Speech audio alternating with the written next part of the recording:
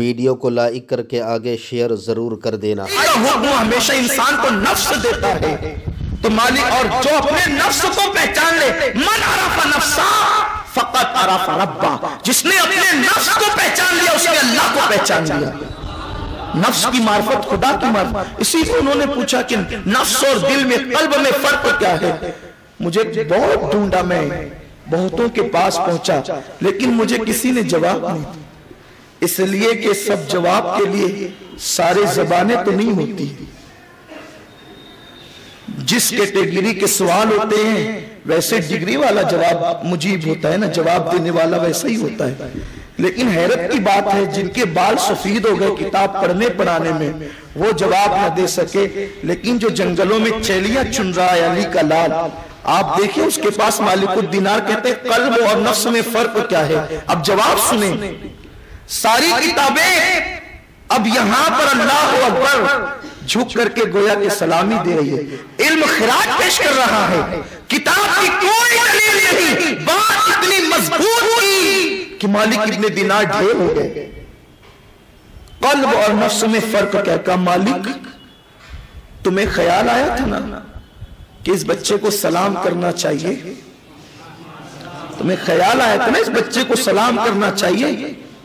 फिर ख्याल आया था कि बच्चा ही तो है, क्या सलाम करूं, ये कह के तुम सोच के आगे चले गए थे। फिर ख्याल आया जब हुजूर बच्चों को सलाम करते थे तो मैं गुलामों के क्यों ना करूं का सुन। जो तेरे जहन में ख्याल आया था कि बच्चे को सलाम करना चाहिए, वो तेरा दिल था, वो तेरे दिल की आवाज थी कि बच्चे को सलाम करना चाहिए। लेकिन फिर ये कि बच्चा ही तो है, क्या सलाम करे, ये तेरे नफ्स की आवाज थी। और फिर जब तू आगे बढ़ गया, ये तेरा नफ्स ले गया। फिर जब ख्याल आया कि जब हुजूर सलाम करते थे बच्चों को, मैं तो गुलाम हूं, जो तुम पलट करके आए हो वो तुम्हारा दिल खींच लाया है। यही फर्क है नफ्स में और कल्ब में। वो बच्चा कौन था, उसी को दुनिया इमाम जाफर सादिक कहते हैं। इमाम जाफर सादिक है वो जिसने बचपने में बड़े बड़े ताबईन को इल्म के जो है वो सोते अता फरमाए, चश्मे बहाए हैं इल्म के। आप बताएं जिसका बचपने में ये आलम हो, उसका आलम शबाब में आलम क्या होगा। ये इमाम जाफर सादिक अला जद्दी वाले सलाम। इमाम जाफर सादिक कुरान की तफसीर जिस तरह करते हैं और ताबईन या तबा ताबईन में उस शान के लोग नजर नहीं आते। आपकी बड़ी शान थी, लेकिन आपका जो दौर था अब्बासी बादशाहों का दौर था, उन्हें आप अब्बासी खुलफा भी कहते हैं। तो मंसूर जो था, मंसूर को इमाम साहब से बड़ा हसद था, इसलिए कि वो बादशाहत के तख्त पे बैठ कर भी लोगों के दिल न जीत सका।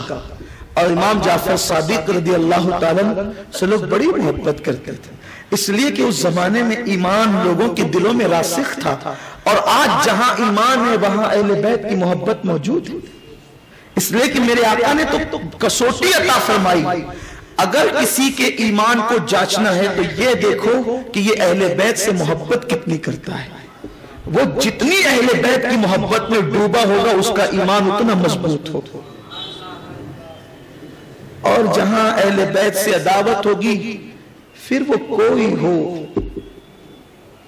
सहाबी का बेटा भी हो तुर्रम खां, फिर दुनिया उसे कबूल नहीं करती, कब्र का निशान भी नहीं होता फिर तो। और यजीद को दुनिया जूते की, लोग कहते हैं जूते की नोक पे रखा, मैं कहता हूं जूते की नोक पे भी नहीं रखा लोगों ने, वहां भी जगह ना मिली, पनाह ना मिली। तो मंसूर के दिल में इमाम साहब की अदावत थी। अदावत की वजह यह थी, बड़ी वजूहात थी। एक तो हुस्न था, इल्म था, और दूसरी सबसे बड़ी चीज आला नसबी थी। वैसे मंसूर भी कोई अदना नहीं था, लेकिन जो यहां था वो वहां नहीं था, क्योंकि दुनिया में सबसे आला नसब मेरे रसूल सल्लल्लाहु अलैहि वसल्लम का है। और फिर जिस नसब को हुजूर ने अपनी बेटी फातिमा से ऐलान कर दिया, फिर वो सबसे आला नसब है। बल्कि फरमाते कयामत में सारे नसब और सबब टूट जाएंगे, सब टूट जाएंगे सिवाय मेरे नसब के। अब वो कौन सा नसब? अल्लाह अकबर। सारे अंसाब में सबसे बढ़कर सैयदा फातिमा का नसब, वो जो उनके जरिए से, इसीलिए तो उमर इब्ने खत्ताब जैसा सहाबी, क्या कमी है हजरत उमर को, कमी क्या है? नबी के सुसर हैं जनाब हफ्सा, उनकी बेटी हुजूर के निकाह में हुजूर ने जन्नत की बशारत दी। फरमाया कि उमर की जबान पे खुदा का कलाम बोलता है, जिसकी राय की मुवाफिकत में कुरान में 22 आयतें नाजिल होती है, वो भी अली के दर पे आते हैं, कहते अली, हुजूर ने फरमाया कि सबके नसब मुनक़ता हो जाएंगे सिवाय मेरे नसब के, और इस नसब में आला नसब फातिमा का है। तो अली मैं ये चाहता हूं कि फातिमा के जरिए मैं हुजूर के नसब से अपना रिश्ता जोड़ लूं, तो तुम अपनी बेटी जो फातिमा ज़हरा से उम्मे कुलसूम है, उसका निकाह मेरे साथ कर दो। तो हजरत मौलाए कायनात ने इस दरख्वास्त पर हजरत उमर इब्ने खत्ताब के साथ हजरत सैयदा उम्मे कुलसूम का निकाह, जो सैयदा फातिमा की बेटी इमाम हुसैन की बहन है, उनके साथ हजरत उमर इब्ने खत्ताब का निकाह किया। लोग कहते हैं क्या नसब पर बात करते हो? हम ये कहते हैं नसब पे गुरूर करना जायज नहीं है, लेकिन नसब की बरकतें अगर ना होती तो उमर इब्ने खत्ताब के पास कमी क्या थी? अली के दामाद बनने के लिए क्यों जा रहे हैं? अली की बेटी को अपने घर क्यों ला रहे हैं? और ये नहीं कहा, और उमर के घर कुछ बीवियों की कमी भी नहीं थी।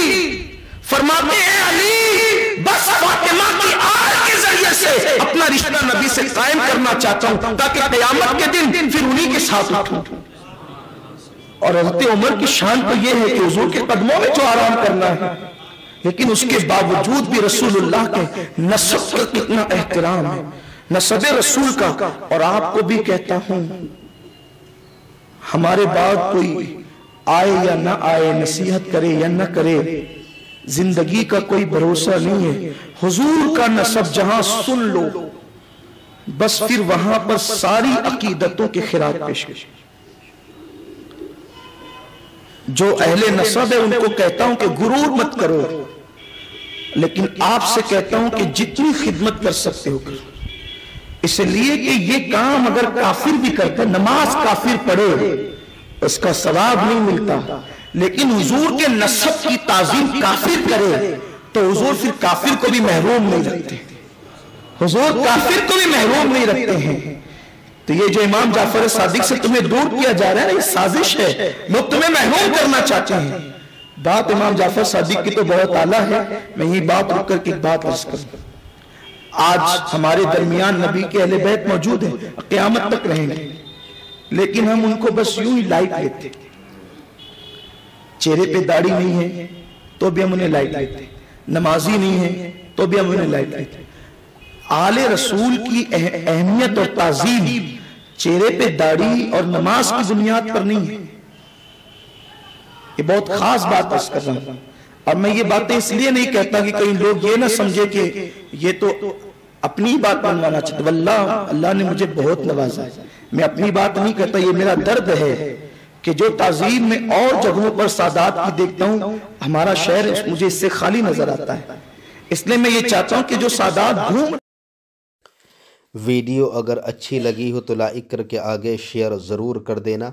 अल्लाह हाफिज़। अस्सलामु अलैकुम वरहमतुल्लाहि तआला व बरकातुहू।